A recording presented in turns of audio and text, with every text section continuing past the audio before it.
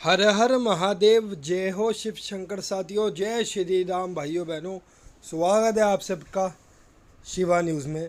दोस्तों, आज की इस खास वीडियो के अंदर हम बात करने वाले महाराष्ट्र लोकसभा चुनाव 2024 की कि अगर आज की परिस्थिति के अंदर महाराष्ट्र के अंदर लोकसभा चुनाव हो जाए तो किस पार्टी या गठबंधन को महाराष्ट्र की 48 लोकसभा सीटों में से सबसे ज़्यादा लोकसभा सीटें मिल सकती है। दोस्तों, महाराष्ट्र के अंदर मुख्य रूप से मुकाबला दो बड़े गठबंधन के बीच में है, जिसमें कि एनडीए जिसका नेतृत्व भाजपा कर रही है, जिसके अंदर भारतीय जनता पार्टी, एकनाथ शिंदे की शिवसेना, अजित पवार की एनसीपी जो है शामिल है। वहीं दूसरी ओर महाविकास आघाड़ी है, जिसे राज्य स्तर पर महाविकास आघाड़ी कहा जाता है और राष्ट्रीय स्तर पर इंडिया गठबंधन के नाम से संबोधित किया जाता है। इसके अंदर मुख्य रूप से कांग्रेस पार्टी, शरद पवार जी की एनसीपी और उद्धव ठाकरे जी की असली शिवसेना जो है शामिल है। तो दोस्तों, मुख्य रूप से मुकाबला इन दोनों ही बड़े गठबंधन के बीच में होने वाला है। जाहिर सी बात है, कौन सा गठबंधन ज़्यादा सीटें जीतेगा उसकी उतनी ज़्यादा मजबूत दावेदारी आने वाले लोकसभा चुनाव में होने वाली है। तो अगर आज की परिस्थिति के अंदर लोकसभा चुनाव हो जाते हैं महाराष्ट्र में, तो किसे कितनी सीटें मिल सकती है, इन सब बातों के बारे में विस्तार से जानेंगे। तो जल्दी से शुरू करते हैं अपनी इस खास वीडियो को।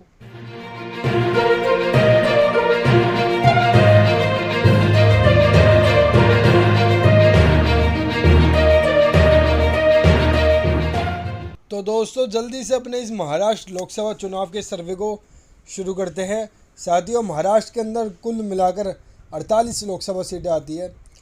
इस सर्वे के अंदर हमने महाराष्ट्र की हर लोकसभा सीट को कवर किया है। इसके अंदर हमने तकरीबन 58 लाख लोगों की राय इस सर्वे के अंदर ली है महाराष्ट्र के। तो दोस्तों, इस सर्वे के अंदर सबसे पहले हम बात करेंगे वोट परसेंटेज की, कि किस पार्टी को कितने प्रतिशत जो है वोट मिल सकते हैं। फिर हम बाद में बात करेंगे सीटों की। तो सबसे पहले जानते हैं वोट परसेंटेज। लगभग 8% वोट अन्य के खाते में जा सकते हैं। लगभग 42% वोट इस बार एनडीए गठबंधन यानी भारतीय जनता पार्टी के नेतृत्व वाली एनडीए को महाराष्ट्र के अंदर हासिल हो सकते हैं।